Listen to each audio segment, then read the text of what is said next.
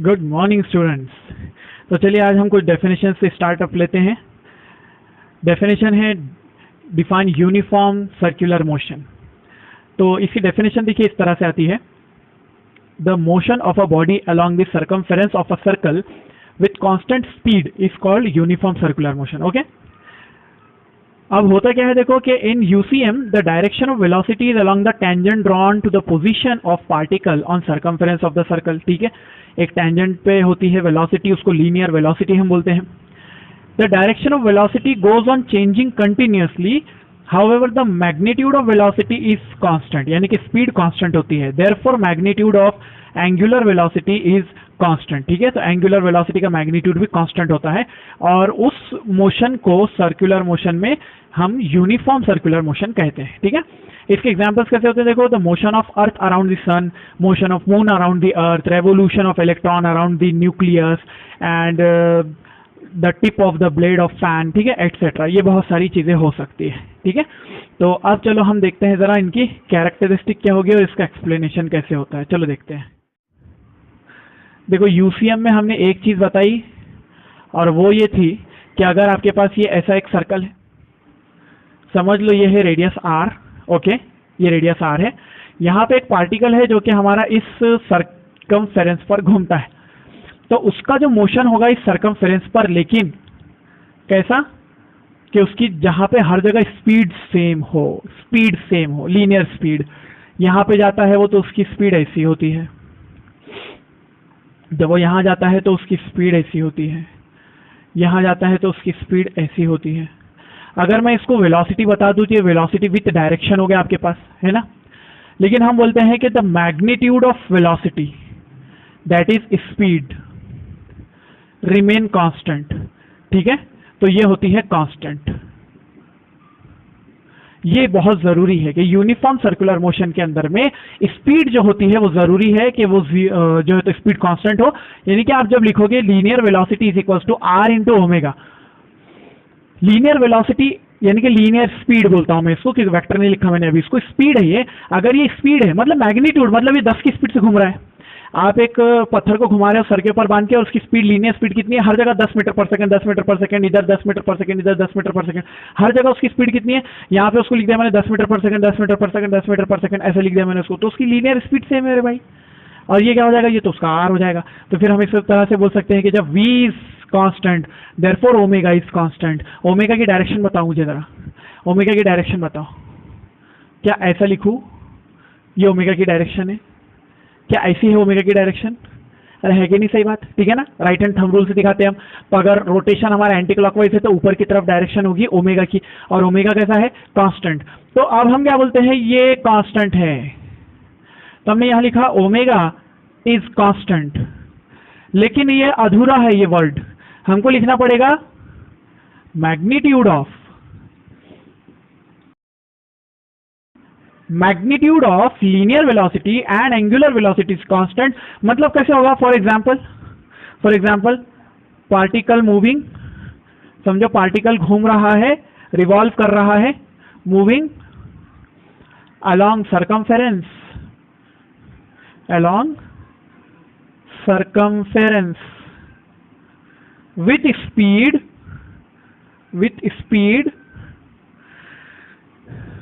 क्या लिखूं, कुछ तो ले लेता हूं, 5 मीटर पर second, radius is equal to 2 meters, ले लो ऐसा। तो ओमेगा कितना हो जाएगा, देखो यहां से फॉर्मूला ले लो, omega is equal to V by R, है ना। तो omega is equal to v by R, therefore v की वैल्यू कितनी है 5, r की वैल्यू कितनी है 2, दैट इज इक्वल टू 2.5, और ये क्या हो जाता है, ये हो जाता है रेडियन पर सेकेंड। अरे कांस्टेंट आया ना, रेडियन पर सेकेंड, ये कांस्टेंट है। तो फिर हम ऐसा क्यों बोलते हैं कि ये यूनिफॉर्म सर्कुलर मोशन के अंदर में वेलोसिटी चेंज होती है बोल के, तो है ना, ऐसा बोलते हैं वेलोसिटी चेंज होती है। तो हम क्या लिखते हैं, magnitude of velocity is constant. ये बहुत इंपॉर्टेंट वर्ड है ना यहाँ पे, magnitude of angular and linear velocity is constant, but direction of velocity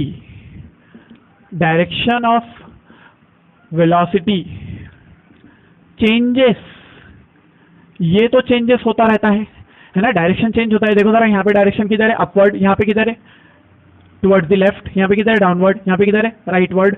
तो इस वजह से क्या हो जाएगा, हम क्या कहेंगे, हम कहेंगे कि डायरेक्शन ऑफ वेलोसिटी कांस्टेंट नहीं है, वो चेंज होता है। देयरफॉर एक एक्सेलरेशन आना जरूरी है, देयरफॉर लीनियर एक्सेलरेशन आना जरूरी है। Linear acceleration A is equals to dv upon dt आना जरूरी है। ये उसकी डायरेक्शन की वजह से आएगा। किसकी वजह से आएगा, डायरेक्शन की वजह से आएगा, ठीक है। ड्यू टू डायरेक्शन ओनली, ये डायरेक्शन की वजह से आता है, मैग्नीट्यूड की वजह से नहीं आता, ठीक है। तो जो acceleration due to direction only आता है उसको बोलते हैं acceleration in uniform circular motion, ठीक है। उसी को एक्सेलरेशन बोला जाता है यूसीएम का। अब यूसीएम के अंदर स्पीड सेम है अगर, तो हम क्या लिखते हैं फॉर्मूला। यहाँ पे हमने टाइम पीरियड और फ्रीक्वेंसी का फॉर्मूला पहले देखा था ना, टाइम पीरियड लिखा था हमने। क्या होता है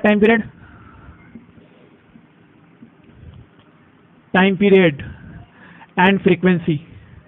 क्या होता है टाइम पीरियड मतलब to complete one rotation, one circle, one round, ठीक है। और ये क्या होता है, how many rounds in 1 second, ठीक है, ऐसा होता है। तो दोनों में रिलेशन क्या होता है, रिलेशन में होता है ये time is equals to 1 upon frequency और frequency is equals to 1 upon time period, ठीक है।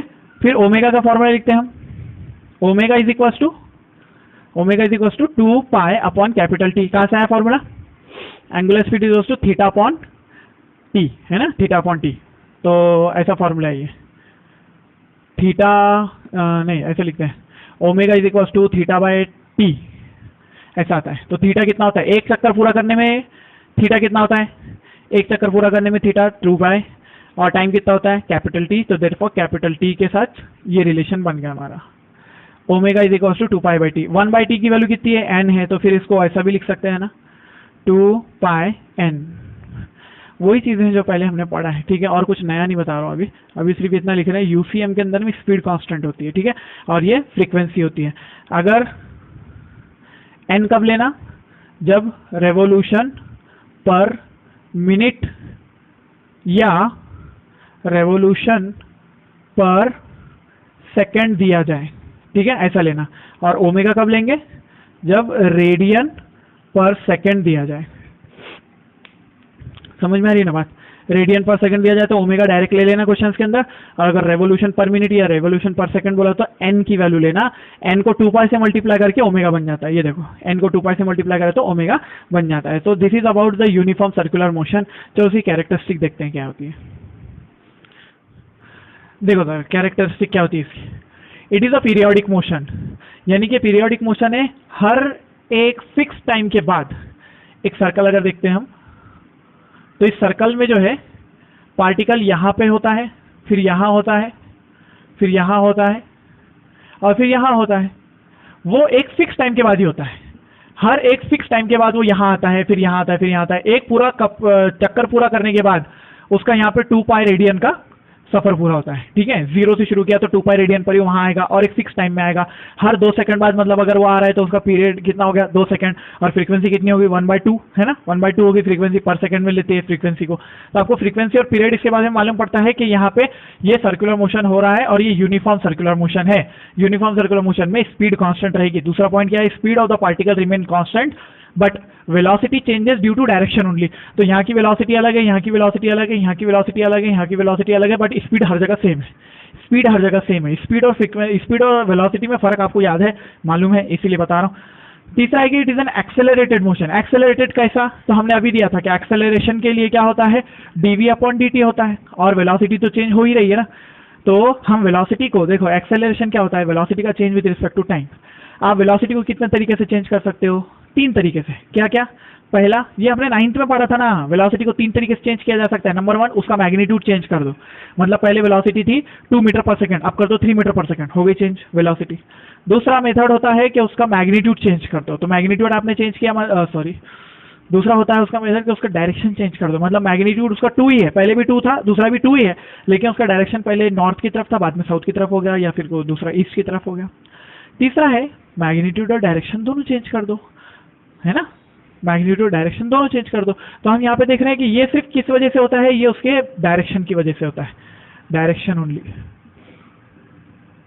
डायरेक्शन ओनली की वजह से यहाँ पे वेलोसिटी चेंज हुई, वेलोसिटी चेंज होने की वजह से एक्सेलरेशन आया, तो एक्सेलरेशन आ गया, इसीलिए उसको बोला जाता है यूनिफॉर्मली एक्सेलरेटेड मोशन। एक्सेलरेशन की डायरेक्शन की जरूरत है, acceleration in UCM is directed along radius towards the center, towards the center,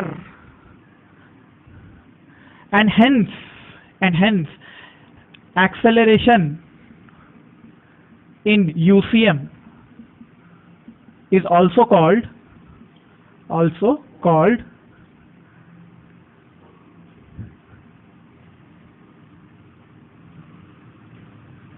centripetal acceleration, या उसको बोला जाता है रेडियल एक्सेलरेशन। रेडियल एक्सेलरेशन क्यों बोलते दोनों को? रेडियल क्यों बोले? क्योंकि वो अलोंग द रेडियस होता है, डायरेक्शन क्या होता है? टुवर्ड्स द सेंटर, इसको बोलते रेडियल एक्सेलरेशन या सेंट्रीपिटल एक्सेलरेशन। सेंट्रीपिटल एक्सेलरेशन लिखोगे तो AC से डिनोट करोगे, और अगर रेडियल लिखोगे तो AR से डिनोट करोगे, दोनों का मीनिंग एक ही होता है, दोनों का मीनिंग एक ही होता है, ठीक है, याद रखना। तो सेंट्रीपिटल एक्सेलरेशन किसको बोलते हैं? रेडियल एक्सेलरेशन को ही बोलते हैं। और रेडियल एक्सेलरेशन कौन सा होता है? एक्सेलरेशन इन UCM होता है। अब आपका प्रॉब्लम मुझे मालूम है, आपका प्रॉब्लम ये है यहाँ पर कि sir direction along the radius towards the centre कैसे होगा, है ना, यही तो प्रॉब्लम है। क्योंकि देखो लीनियर, जब हम लीनियर डायरेक्शंस पढ़ रहे थे तो हमने पढ़ा था कि अगर एक पार्टिकल है ये डायरेक्शन में मूव करता है, उसकी वेलोसिटी अगर इस डायरेक्शन में बदलती है तो उसका एक्सेलरेशन भी इसी डायरेक्शन में होता है ना। लीनियर मोशन के अंदर, 1D मोशन के अंदर ऐसा ही था, ऐसा होता है। यहाँ पर भी वैसे होगा, अगर यहाँ पे आप मैग्नीट्यूड चेंज करोगे ना वेलोसिटी का, तो आपका एक्सेलरेशन बाहर की तरफ ही आएगा, टेंजेंशियल आएगा। लेकिन क्योंकि हमारा चेंज काय में है? डायरेक्शन में, मैग्नीट्यूड में नहीं। तो हम यहाँ पे आपको मैं दोनों चीजें क्लियर बताऊंगा। अभी एक्सेलरेशन हम दोनों अलग अलग करके ही पढ़ने वाले हैं, अभी बहुत बड़ा टॉपिक है ये तो पूरा, डेरिवेशन से उसके भी, कि एक्सेलरेशन इन UCM होता कैसे है और नॉन UCM भी कैसे होता है, नॉन यूनिफॉर्म सर्कुलर मोशन भी आएगा तो कैसे होगा। तो हमको ये देखना होता है कि जब सिर्फ डायरेक्शन बदल रहा है तो वेलोसिटी का मैग्नीट्यूड रिमेन कांस्टेंट, यानी स्पीड कांस्टेंट है, और उसका सिर्फ डायरेक्शन बदल रहा है, तो जो डायरेक्शन, देखो देखो देखो इजी वर्ड्स में लिखता हूं, acceleration in UCM is in the direction of, is in the direction of change in velocity, change in velocity। क्योंकि एक्सेलरेशन को आपने क्या लिखा? Acceleration is equal to delta V upon delta T। और ऐसा भी लिखते ना, ऐसा लिखने के बजाय वैसा भी लिख सकते ना। तो जो डेल्टा T का डायरेक्शन, डेल्टा V का डायरेक्शन होगा वही इसका डायरेक्शन होगा, मानते हो बात को? ठीक है, जो इसका डायरेक्शन होगा वही इसका डायरेक्शन होगा। अगर मैं ये प्रूफ कर दूं कि डेल्टा V के चेंज जो है, यानी कि चेंज बोले तो डेल्टा V है, वो चेंज इन वेलोसिटी का डायरेक्शन परपेंडिकुलर टू वेलोसिटी है, ये वेलोसिटी को परपेंडिकुलर है, अलोंग द रेडियस है। अगर मैंने ये प्रूफ कर दिया तो इसका मतलब क्या मान लोगे? कि UCM के अंदर acceleration directed along the radius towards the center होता है। मानोगे कि नहीं? ठीक है, प्रूफ करके बताना है। चलो करते हैं प्रूफ कि एक्सेलरेशन जो है ये चेंज इन वेलोसिटी की डायरेक्शन में है, चेंज इन वेलोसिटी का डायरेक्शन हमारी वेलोसिटी को परपेंडिकुलर आने वाला है। बस मुझे इतना प्रूफ करना है, तो चलिए करते हैं प्रूफ। एक पॉइंट ये एक्सप्लेन नहीं किया मैंने, भूल गया। Work done in UCM is always zero. Work done in UCM always zero क्यों? क्योंकि हमारा वर्क डन का फॉर्मूला होता है work done is equal to force into displacement into cos of theta, है ना, ऐसे होता है। और अगर हम देखेंगे कि यहाँ पर फोर्स जो है वो किस डायरेक्शन में और डिस्प्लेसमेंट किस डायरेक्शन में, तो मैं बोलता हूँ फोर्स किस डायरेक्शन में होता है? फोर्स का फॉर्मूला लिखो, force is equal to mass into acceleration. तो जिस डायरेक्शन में एक्सेलरेशन होगा उधर ही फोर्स होगा, मतलब फोर्स की डायरेक्शन भी क्या हुई? इधर हुई। सेंट्रीपिटल फोर्स बोलते हैं उसको, क्या बोलते हैं? सेंट्रीपिटल फोर्स, क्योंकि एक्सेलरेशन का नाम क्या है, सेंट्रीपिटल एक्सेलरेशन, तो देयरफॉर फोर्स का नाम क्या होगा, सेंट्रीपिटल फोर्स, और वो किस डायरेक्शन में है, towards the centre along the radius. और हमारा डिस्प्लेसमेंट किधर हो रहा, ये डिस्प्लेसमेंट, ये देखो ये डिस्प्लेसमेंट का डायरेक्शन, तो डिस्प्लेसमेंट इधर, फोर्स इधर, दोनों के बीच में एंगल कितना, तो मैं लिखूंगा यहाँ पे cos of 90 it is equal to 0, therefore work done is equal to 0, इसीलिए 0 होता है। ठीक है, हमेशा 0 क्यों रहेगा, क्योंकि डिस्प्लेसमेंट कैसा हो रहा है, हमारा पार्टिकल ऊपर की तरफ चल रहा है ना, फोर्स इधर है। ये बहुत ही बढ़िया कॉन्सेप्ट है कि यहाँ पर फोर्स रेडियस की तरफ है, जो कि सेंटर की तरफ खींचना चाहता है ऑब्जेक्ट को, लेकिन ऑब्जेक्ट जो है वो कंटिन्यूअसली ऐसा ऊपर ऊपर ऊपर ऊपर ऊपर ऐसा ऐसा ऐसा घूमना चाहता है। ठीक है, तो आप देखेंगे अगर कि फोर्स का डायरेक्शन, ये देखो ये हमारे पार्टिकल का डायरेक्शन और ये फोर्स का डायरेक्शन, देखो यहाँ पे फोर्स ऐसा है लेकिन पार्टिकल ऐसा जा रहा है, फिर ऐसा जा रहा है, फिर ऐसा जा रहा है, फिर ऐसा जा रहा है, फिर ऐसा जा रहा है, फिर ऐसा जा रहा है, मतलब कि हर जगह आप देखेंगे तो फोर्स किधर है, सेंटर की तरफ, और हमारा पार्टिकल का डिस्प्लेसमेंट किधर, इधर, तो दोनों में एंगल कितना है, 90, देयरफॉर आंसर क्या हुआ, वर्क डन 0 हुआ। ठीक है, तो चलो देखते हैं कि ये एक्सेलरेशन हम निकाल रहे हैं कैसे आता है एक्सेलरेशन। अब देखो एक्सेलरेशन इन यूसीएम क्या बोलते हैं, ये प्रॉपरली उसकी डेफिनेशन लिखते हैं हम। देखो the rate of change of linear velocity with respect to time is called as the linear acceleration. ठीक है, डिनोटेड बाय ए सी बोलते हैं और ए आर भी बोलते हैं इसको। यूनिट क्या होगी उसकी, मीटर पर सेकंड स्क्वायर। फॉर्मूला क्या होगा, A is equal to D V by D T, या फिर आप इसको ऐसा लिखते हो limit delta T tends to 0 delta V upon delta T, या फिर कुछ लोग इसको जो है तो ऐसा लिखते हैं A is equal to delta V upon delta T.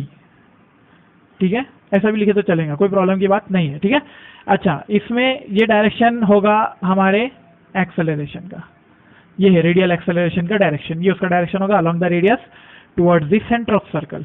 और ये क्या है, हमारा वेलोसिटी की डायरेक्शन है, तो दोनों भी एक दूसरे पर कैसे है, यहाँ पे परपेंडिकुलर होते हैं, ये बात को समझ लेना चाहिए। और यहाँ पे देखो मैं बता रहा हूँ लीनियर वेलोसिटी की डायरेक्शन, ये ओमेगा की डायरेक्शन, मतलब ओमेगा इधर किधर है, यहाँ आपकी तरफ है ओमेगा। ठीक है, तो omega is something different, V is something different, और एक्सेलरेशन यहाँ पर angular acceleration is equal to 0 है, angular acceleration is equal to 0, मतलब अल्फा इज इक्वल टू 0। क्यों, क्योंकि अल्फा का फॉर्मूला क्या होता है, अल्फा इज समथिंग डिफरेंट ना, D omega by D T होता है, वो अल्फा क्या होता है, D omega by D T होता है, तो ओमेगा चेंज हो रहा है यहाँ पे, तो हम बोल रहे हैं कि ओमेगा कांस्टेंट है, ओमेगा तो कांस्टेंट है भाई। अगर ओमेगा कांस्टेंट है तो एक्सेलरेशन अल्फा कितना हुआ, अल्फा 0 हुआ। अगर एक्सेलरेशन जो है ओमेगा कांस्टेंट है तो एक्सेलरेशन क्या हुआ, ये कौन सा एक्सेलरेशन है, ये है कौन सा एक्सेलरेशन है, हैं जी, एंगुलर एक्सेलरेशन। एंगुलर एक्सेलरेशन 0 होता है, एंगुलर वेलोसिटी कांस्टेंट तो एंगुलर एक्सेलरेशन 0। लीनियर वेलोसिटी बदल रही है इसलिए लीनियर एक्सेलरेशन कुछ है। ठीक है, अभी मैं इसका समरी भी आपको करके बताऊंगा, ये दोनों चीजें अलग अलग है, ये है ओमेगा, ठीक है, ये बोले तो एंगुलर वेलोसिटी, वो कांस्टेंट होने की वजह से एंगुलर एक्सेलरेशन 0 हुआ, लेकिन ये कौन है, लीनियर वेलोसिटी, ये कांस्टेंट नहीं है, इसीलिए लीनियर एक्सेलरेशन आया। अगर ये कांस्टेंट होती तो ये 0 हो सकता था, बट अगर ये कांस्टेंट होती तो ये सर्कुलर मोशन ही नहीं होता था, क्योंकि सर्कुलर मोशन में वेलोसिटी की डायरेक्शन बदल रही है, और वेलोसिटी की डायरेक्शन बदली मतलब वेलोसिटी बदल गई, वेलोसिटी बदली तो एक्सेलरेशन तो आया, और एक्सेलरेशन को ही सेंट्रीपिटल एक्सेलरेशन बोला जाता है। मतलब अगर आपने देखा कि अगर आपको ये ए को 0 करना है, मतलब पाथ सर्कुलर नहीं होना चाहिए, स्ट्रेट लाइन होना चाहिए। समझे बात को, चलो इसको प्रूव करते हैं कि हमारे पास इसका फॉर्मूला क्या होगा। तो मैं ऐसा लिखता हूं, ए का फॉर्मूला आने वाला है वी स्क्वायर अपॉन आर, या फिर ओमेगा स्क्वायर आर, या फिर वी ओमेगा। चलो फॉर्मूला मैंने पहले लिख दिया क्योंकि ये आने वाला है, चलो प्रूफ करते हैं कैसे आता है। ओके डियर स्टूडेंट, तो let's see acceleration in UCM, और ये कैसे आता है डेल्टा वी की डायरेक्शन में। मैंने आपको कहा ना कि एक्सेलरेशन जो आने वाला है हमारा वो डेल्टा वी की डायरेक्शन में आएगा, तो वेयर इज डेल्टा वी, और वो कैसे निकालते हैं, चलो देखते हैं यहाँ पर। तो हम सबसे पहले प्रोसीजर क्या कर रहे हैं कि ये पॉइंट ए है, यहाँ पे हमारा पार्टिकल है फर्स्ट टाइम, ठीक है, तो AP की वैल्यू मैं ऐसे ले लेता हूं, ये देखो AP बोल दिया मैंने इसको, तो मैं लूंगा लेट AP जो है ये हमारा वेक्टर V1 है, ठीक है, वेलोसिटी है वो V1, और यहां से हम B और इसका नाम Q रख देते हैं, ठीक है, तो ये BQ हो जाएगा। तो हम बोलेंगे फिर कि ये BQ जो है ये हमारा वेलोसिटी V2 है, और क्योंकि दोनों का डायरेक्शन अलग अलग है, वेक्टर है दोनों भी, और दोनों का डायरेक्शन अलग अलग है, इसीलिए हमको उसको दोनों को अलग अलग लिखना चाहिए। अच्छा, ये एंगल डेल्टा थीटा है, तो हम कहेंगे कि व्हेन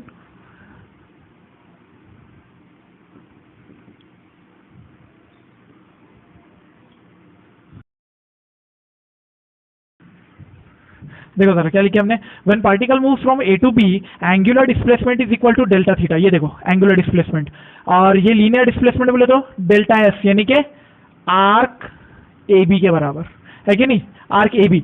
हमने ऐसा क्यों लिया, as delta theta is very small. अरे ये बहुत छोटा होता है ना, अरे ये बहुत छोटा होता है, इसलिए जो आर्क ए बी होगा आपका ये लगभग स्ट्रेट लाइन होगा। ठीक है, समझ रहे हैं आप बात को, क्योंकि यह डायग्राम हम छोटा बना रहे हैं, आपको मुझे डायग्राम में वेलोसिटी v1 v2 सब दिखाना है, डेल्टा थीटा दिखाना है, इसलिए ये बड़ा बनाया जा रहा है। बट ये डेल्टा थीटा इतना बड़ा नहीं ले सकते, इतना छोटा लेंगे कि एक लाइन पैरेलल दूसरी लाइन उसकी पैरेक्शियल होती है, इतने छोटा लेंगे डेल्टा थीटा को। तो इसीलिए क्या हो जाता है, जो ए बी आर्क बनेगा आपका वो स्ट्रेट लाइन बनेगा। ठीक है, तो हमने उसको ले लिया delta S is straight line बोल के। अब मुझे पता है कि एक्सेलरेशन कैसे देना है, तो हम लिख सकते हैं कि acceleration a is equal to limit delta t tends to 0, यहां पे लिखा जाएगा delta v upon delta t, है कि नहीं, ऐसे लिखा जाएगा, ये एक्सेलरेशन होगा। मुझे डेल्टा v चाहिए, और अगर मुझे डेल्टा v मिल गया तो मैं एक्सेलरेशन मिल गया ऐसे बोल सकता हूं। तो चलो डेल्टा v निकालने के लिए हम क्या करते हैं, यहाँ कंस्ट्रक्शन करते हैं। क्या कंस्ट्रक्ट करेंगे, देखो जरा,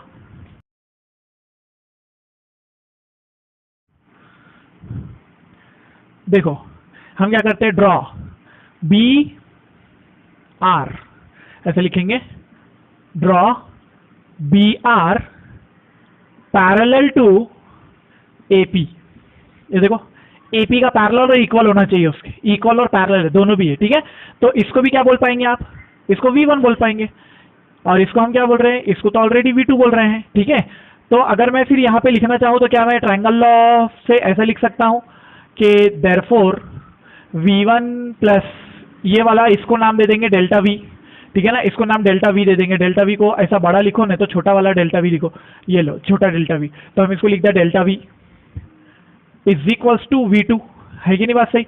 तो हम क्या लिख पाएंगे, क्या लिख पाएंगे हम यहाँ से, delta v is equals to v2 minus v1, अरे है कि नहीं बात सही। ठीक है, ऐसा हमने प्रूफ कर दिया इसको कि ये वाला है। अच्छा, अब मुझे ये बताओ कि अगर ये एंगल डेल्टा थीटा है तो क्या ये एंगल भी सेम होगा, डेल्टा थीटा होगा कि नहीं होगा, बिल्कुल होगा। क्यों, देखो जरा, क्योंकि यहां पर रेडियस पर आप परपेंडिकुलर है वेलोसिटी v1 को लेकर, और वेलोसिटी v2 भी जो है वो रेडियस पर परपेंडिकुलर है। तो अगर आपकी एक वेलोसिटी है, देखो जरा ऐसी चल रही है, ठीक है, रेडियस यहां पर और वेलोसिटी यहां पर, देखो ऐसा, ये अभी ये 90 डिग्री हो रहा है ना, ठीक है, ऐसा है। तो ये है आपका रेडियस, ब्लैक वाला रेडियस है और रेड वाला हमारा क्या है, वेलोसिटी है। तो यहां से जब ये ऐसा चलते हुए यहां पहुंचेगा तो ये वेलोसिटी हो गई आपकी और ये रेडियस हो गया। अभी भी कैसा है, एंगल सेम है। तो मुझे ये बताओ कि अगर आप यहां थे, यहां से आप चलते हुए यहां गए हो, तो देखो आपने नीचे कितना एंगल बनाया, डेल्टा थीटा। तो आप वर्टिकल के साथ, ये वर्टिकल है ना आपका, वर्टिकल के साथ आप ये एंगल भी कितना बनाओगे, डेल्टा थीटा ही बनाएंगे, सेम एंगल होता है। ठीक है, तो सेम एंगल डेल्टा थीटा है। तो अब मैं बोलता हूं आपको कि डेल्टा थीटा इस ट्राइंगल में और इस ट्राइंगल में क्या होगा।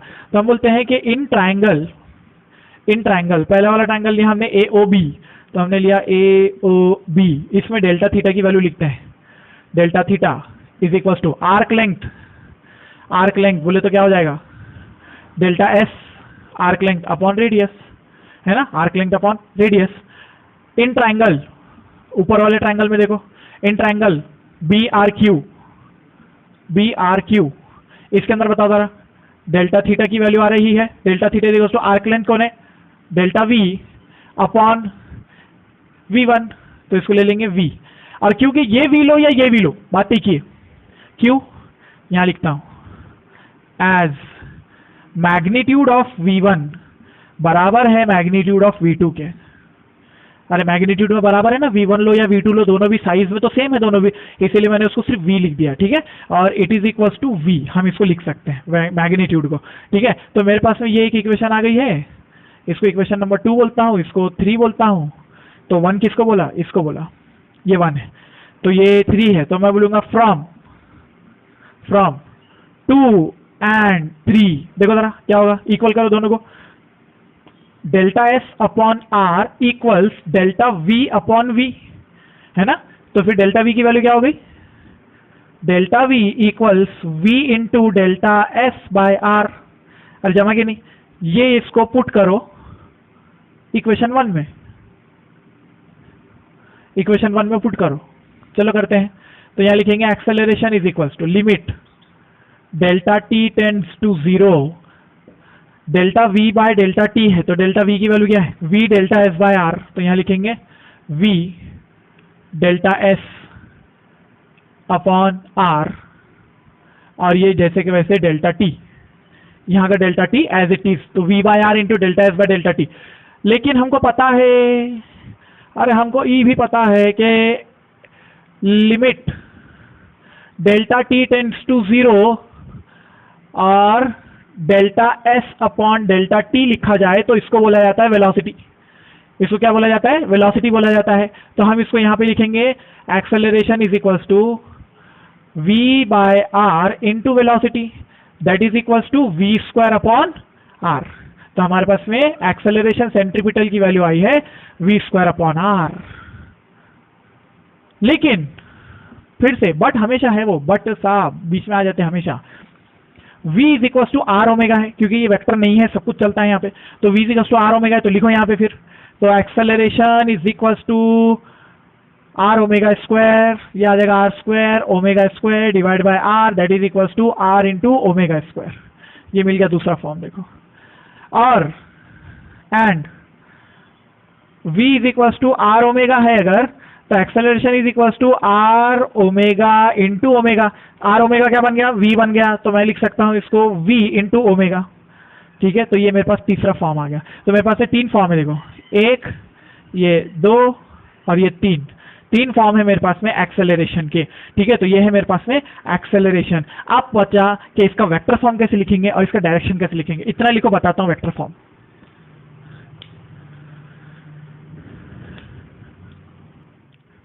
देखो तो वेक्टर फॉर्म कैसा आएगा इसका, देखो vector form acceleration is equals to minus of R omega square. R vector होता है, माइनस क्या बता रहे हैं, negative sign shows acceleration and radius vector R oppositely directed. Oppositely directed, समझे, ऑपोजिटली डायरेक्टेड है, मतलब रेडियस किधर है, रेडियस वेक्टर की डायरेक्शन किधर होती है, ऐसी होती है, रेडियस वेक्टर है ना, ये रेडियस वेक्टर की डायरेक्शन है अगर, तो हमारा एक्सेलरेशन की डायरेक्शन किधर रहेगी, इधर होगी। इसको बोलेंगे एक्सेलरेशन की डायरेक्शन। ठीक है, रेडियस वेक्टर की डायरेक्शन आगे की तरफ है, तो एक्सेलरेशन की डायरेक्शन पीछे की तरफ। इसको यहाँ लिख देता हूँ रेडियस वेक्टर की डायरेक्शन, और ये एक्सेलरेशन की डायरेक्शन पीछे की तरफ। तो इसीलिए जो है, जो इनको यहाँ पर नेगेटिव में लिखा जाता है, तो हमने ये लिखा नेगेटिव के साथ। यहाँ पे ऐसा भी हो सकता है कि एक्सेलरेशन को लिखा जाए v square upon R into R का unit vector, v square by R, क्योंकि ये तो स्पीड है और ये कौन है, रेडियस वेक्टर है, और ये कौन है, ये उसका डायरेक्शन बता रहा है, मैग्नीट्यूड इंटू डायरेक्शन। तो ये बन जाएगा आपका वैल्यू ऑफ एक्सेलरेशन। ठीक है, एक्सेलरेशन की वैल्यू बन जाएगी।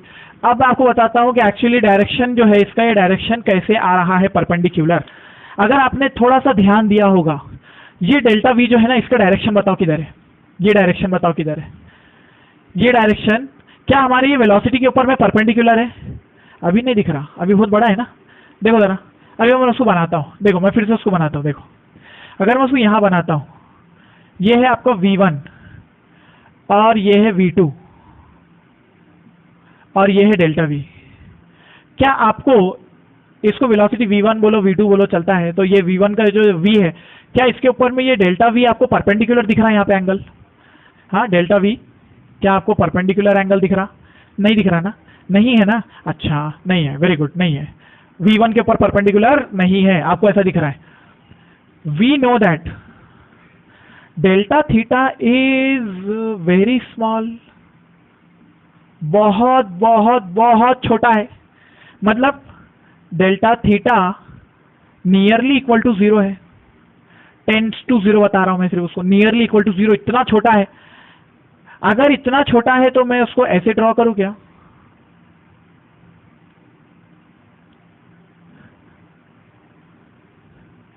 ये कौन है डेल्टा V, ये कौन है V1 और ये कौन है V2।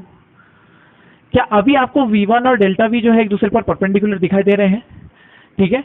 अगर नहीं दिखा तो और छोटा बना उसको, V1 V2 और ये डेल्टा V, ये डेल्टा V है और ये V1 है और ये V2 है। ये डेल्टा थीटा बहुत छोटा है, ये delta theta nearly equal to 0 है, नियरली इक्वल टू 0, क्योंकि हम कहाँ की बात कर रहे हैं मालूम है? पार्टिकल ए पे था और ए से वो बिल्कुल बस यहीं गया, बस इतना ही। तो उसका डायरेक्शन कैसे हो जाएगा? देखो ये वाला है ना, इतना ही चला है वो। अगर वो इतना चला है तो डेल्टा V का डायरेक्शन किधर है? ये दूसरी वेलोसिटी। तो आपकी पहली वेलोसिटी किधर है? ऐसा ऊपर की तरफ। देखो पहली वेलोसिटी ऊपर की तरफ, दूसरी वेलोसिटी बिल्कुल उसके बाजू में ऐसा है, यहाँ पे है। इसका मैग्नीट्यूड उसके साथ मिलाकर देखो, उसके बाजू में। आपको एक्चुअली वो वेक्टर को शिफ्ट कर सकते हैं ना अपन ऊपर की तरफ, तो वेक्टर को शिफ्ट करो ना थोड़ा ऊपर की तरफ। ऊपर की तरफ वेक्टर को शिफ्ट करो तो मालूम पड़ेगा आपको कि ये दोनों परपेंडिकुलर आने वाले हैं। कैसे? डेल्टा V जो है वो परपेंडिकुलर आने वाला है। तो हम यहाँ से बोल सकते हैं कि हियर डेल्टा V जो है ये परपेंडिकुलर आ रहा है वेलोसिटी पर, और क्योंकि वेलोसिटी V1 हो या V2 हो, बात तो एक ही है ना, तो इसीलिए क्या हो जाएगा? वेलोसिटी के ऊपर वो आ रहा है परपेंडिकुलर। अगर वो वेलोसिटी पर परपेंडिकुलर है, क्योंकि वेलोसिटी, ये देखो, as velocity is perpendicular on R और हमारा delta V and delta V perpendicular on V है, परपेंडिकुलर ऑन V है। तो मतलब कि ये एंगल क्या हो जाएगा? Therefore R and delta V are anti parallel, anti parallel, ये दोनों एंटी पैरेलल हो जाएंगे। कैसा? देखो ये है आपका R, इसको R बता रहा मैं, और ये कौन है आपका? V है, ये V है, ठीक है। और इसके ऊपर आपका तीसरा आने वाला डेल्टा V, और डेल्टा V की डायरेक्शन ऐसी है, ये डेल्टा V की डायरेक्शन है। देखो ना जरा, ये डेल्टा V की डायरेक्शन, डेल्टा V की डायरेक्शन, डेल्टा V की डायरेक्शन। R किधर है यहाँ पे बताओ? ये है R, ये दोनों परपेंडिकुलर है और ये इसके ऊपर परपेंडिकुलर आ रहा। क्यों आ रहा? एंगल गिनो। ट्रायंगल के अंदर एंगल कितने होते हैं? 180 डिग्री। अगर ये वाला एंगल 0 बन रहा है तो ऊपर का एंगल कितना बनना चाहिए? 90 और 90। ऊपर के दोनों एंगल कैसे बनना चाहिए? मतलब यहाँ का एंगल क्या बनेगा? 90, और यहाँ का एंगल क्या बनेगा? 90। अरे है कि नहीं बात सही? अरे ये है ना, कॉमन लॉजिक है ना वो बेटे।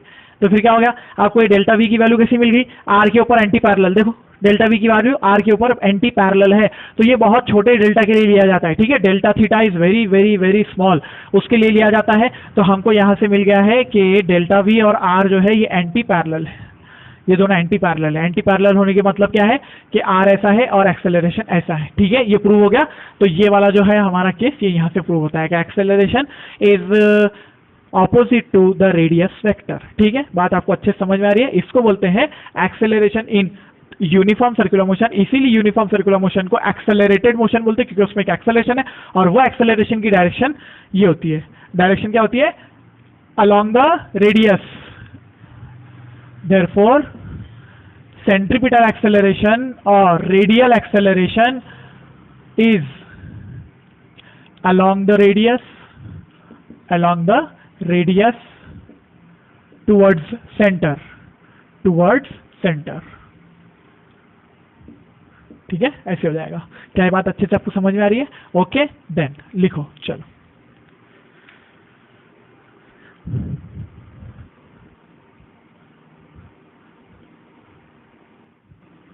कैलकुलस मेथड, ठीक है। हमको कैलकुलस मेथड से प्रूफ करना है इसको। कैलकुलस मेथड किसको बोलते हैं? सुनो जरा, हमको यहाँ पर सिर्फ एक रेडियस वेक्टर बताया गया है। पार्टिकल की हमारी पोजीशन है P x, y, ठीक है। ये है हमारे पार्टिकल की पोजीशन, तो ये पोजीशन वेक्टर हो गया। R is the position vector. हम यहाँ क्या लिख सकते हैं? Let R is vector, R जो है हमारा इज पोजीशन वेक्टर या रेडियस वेक्टर बोलते हैं उसको, है ना। पोजीशन वेक्टर या रेडियस वेक्टर उसको बोला जाता है, रेडियस वेक्टर है वो, ठीक है। वो इस पोजीशन पे गया है कि उसने एक्स एक्सिस के साथ एंगल कितना बना रखा है? ये एक्स एक्सिस है और ये हमारा वाई एक्सिस है। तो हम बोलते हैं कि making angle theta with x axis, okay, theta angle x axis पे। तो हम उसको शो कैसे करते हैं? देयरफॉर R को लिखते कैसा है? R vector is equals to RX I cap plus RY J cap, है ना। ऐसा ही तो लिखा जाता है, RX I कैप और RY J कैप। तो हमारा ये RX और RY है कौन? देखो जरा, देखो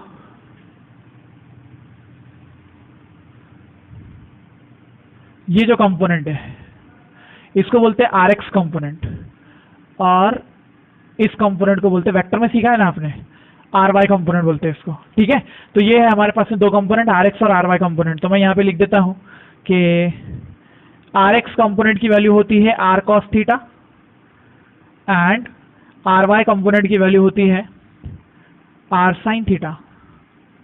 जिसके साथ में थीटा होता है वो एक्स जो कॉस कंपोनेंट होता है, जिसके साथ थीटा नहीं होता वो साइन कंपोनेंट होता है। तो नीचे यहाँ पे कॉस कंपोनेंट है, यहाँ पे साइन कंपोनेंट है, ये लिख दिया हमने। तो देयरफॉर हमारा आर क्या बन गया, देखो R is equals to R cos theta I cap plus R sine theta J cap बन गया। ओके, अब मेरे को क्या करना है, मेरे को वेलोसिटी निकालना है। वी नो दैट वेलोसिटी जो होती है ये होती है डेरिवेटिव ऑफ रेडियस वेक्टर।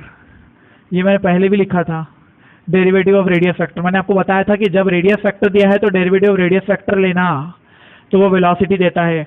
और जब आपको एक से दूसरा पॉइंट दिया गया और लीनियर डिस्टेंस दिया गया तो delta S upon delta T लेना। ठीक है, ये भी मैंने आपको क्लियर बताया था हमारे स्पेशल वाले एपिसोड के अंदर। तो इसका डेरिवेटिव ले लेते हैं। तो मैं यहाँ पे इसका डेरिवेटिव लिखना चाहूंगा, तो मैं लिख पाऊंगा इसको v bar is equal to derivative of D by D T of ये पूरा R cos theta I cap plus R sine theta J cap. ठीक है, चलो मुझे बताओ कि डेरिवेटिव क्या होता है। Here omega is equal to theta by T होता है, तो हम थीटा को क्या पुट कर सकते हैं, ओमेगा टी। ठीक है, हम थीटा को क्या पुट कर सकते हैं, ओमेगा टी। तो चलो फिर अगर मैंने इसको फिर ओमेगा टी लिख दिया, ये मेरा क्या हो जाएगा ओमेगा टी, और ये भी क्या हो जाएगा ओमेगा टी, है ना, ये ओमेगा टी हो जाएगा। तो फिर मैं अब क्या कर सकता हूँ, डेरिवेटिव निकाल रहा हूँ मैं, तो आर कॉस ओमेगा टी का डेरिवेटिव क्या होगा, तो हम लिखेंगे derivative v is equal to R cos omega T का डेरिवेटिव होता है R sine omega T into omega, omega T का डेरिवेटिव ओमेगा और लगेगा माइनस का साइन, क्योंकि कॉस थीटा का डेरिवेटिव माइनस साइन थीटा होता है। ठीक है, कॉस थीटा का डेरिवेटिव माइनस साइन थीटा होता है, प्लस और इसके साथ आई भी रहेगा, सॉरी भूल गया मैं, आई प्लस यहाँ से R sine theta R sine omega T, तो यहाँ पे लिखेंगे हम R cos omega T into omega और J cap as it is. ठीक है, ये होगा उसका पूरा डेरिवेटिव, ये हमने पहले भी किया था ना। तो यहां से हम लिख पाएंगे इसको माइनस आर ओमेगा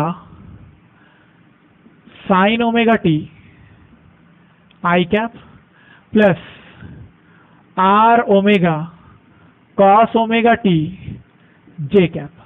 ये होगा आपका वेलोसिटी का इक्वेशन। ठीक है, ये है आपका वेलोसिटी का इक्वेशन, इक्वेशन नंबर 2 बोल दो इसको। ठीक है, इक्वेशन नंबर 2 या आर की इक्वेशन को इक्वेशन नंबर 1। फिर क्या करो, वेलोसिटी के बाद में एक्सेलरेशन निकालना पड़ेगा। we know that एक्सेलरेशन जो होता है वो वेलोसिटी का डेरिवेटिव होता है, वेलोसिटी का डेरिवेटिव होता है। तो करो फिर डेरिवेटिव वेलोसिटी का इसका, तो हम लिख पाएंगे इसको acceleration is equal to minus R omega sine omega T का डेरिवेटिव क्या होगा, cos omega T into omega T का derivative omega into I cap. ठीक है, क्योंकि साइन का कॉस में चलेगा सिर्फ, प्लस आर ओमेगा कॉस का sine omega T into omega और जे कैप, और यहाँ पे माइनस साइन, तो ये हो जाएगा आपका माइनस साइन।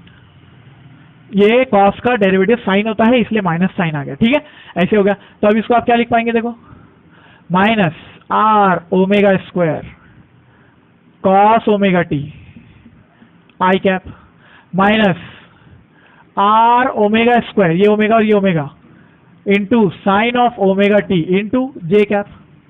इसमें से ओमेगा स्क्वायर कॉमन निकालो, acceleration is equal to omega square common minus के साथ, माइनस ओमेगा स्क्वायर कॉमन, अंदर क्या बचेगा R cos omega T I plus R sine omega T J, ये बचेगा कि नहीं, देख लो जरा, यही बचेगा ना। ठीक है, ऐसा। तो ये क्या है, from equation 1 R cos omega T I plus R sine omega T J, है ना, यही तो है। ओमेगा टी थीटा वहां पे थीटा बोल के रखा हुआ है। From equation 1 acceleration is equal to minus omega square into vector R यही तो प्रूफ करने का था हमको, यही तो प्रूफ करने का था, समझे? ऐसा है वो।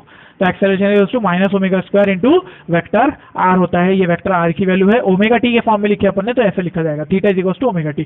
तो यहाँ पे ये आ जाएगा। तो कैलकुलस मेथड से भी कभी कभी प्रूफ करो बोलता है, और कभी कभी आपको ज्योमेट्रिकल कंस्ट्रक्शन से, यानी कि पहले वाला जो मेथड था उससे प्रूफ करो बोलता है। तो आपको एक चीज समझ में आई होगी कि dr बाई dt अगर वेक्टर फॉर्म में लिया तो वेलोसिटी बनता है, ठीक है, और वेलोसिटी की वैल्यू ds बाई dt भी होती है जब आपको डिस्प्लेसमेंट दिया होता है लीनियर वाला, तब आप ds बाई dt लिखोगे। सिर्फ वेक्टर r दिया तो dr बाई dt लिखोगे, और अगर इसके अंदर में मैग्नीट्यूड वाला लिया गया तो जीरो होता है वैल्यू, ये याद रख लो। dv अपॉन dt अगर वेक्टर में है तो सॉरी dr बाई dt अगर वेक्टर में है तो ये आपको वेलोसिटी देता है, एंड dr बाई dt अगर स्केलर में है तो वो जीरो देता है, क्योंकि r का मैग्नीट्यूड कभी चेंज नहीं होता। और delta s upon delta t ये भी आपको वेलोसिटी देता है जब आपको दो पॉइंट्स दिए जाए और यहाँ पे क्या है, वेक्टर r दिया जाए। तो ये है basic difference uniform circular motion के अंदर। एक्सेलरेशन की डायरेक्शन आपको पता चल गई है, किधर है, direction opposite to the radius vector. तो यहाँ पे रेडियस वेक्टर किधर है, ऊपर की तरफ, तो एक्सेलरेशन किधर आएगा, नीचे की तरफ, यहाँ पे आएगा एक्सेलरेशन ऐसा, ये है एक्सेलरेशन, ठीक है। तो एक्सेलरेशन की डायरेक्शन हर जगह कैसी होगी, देखो जरा, हर जगह एक्सेलरेशन यूनिफॉर्म सर्कुलर मोशन चल रहा है, इसके अंदर में ये रेडियस है और एक्सेलरेशन आपका इधर है, ये है आपका सेंट्रीपिटल एक्सेलरेशन। इस पॉइंट पर जब पार्टिकल होगा तो उसकी वेलोसिटी इधर होती है, यहाँ पे वेलोसिटी ऐसी होती है, ठीक है, इस पोजीशन पे वेलोसिटी ऐसी है, और एक्सेलरेशन किधर है, नीचे की तरफ, एक्सेलरेशन नीचे की तरफ।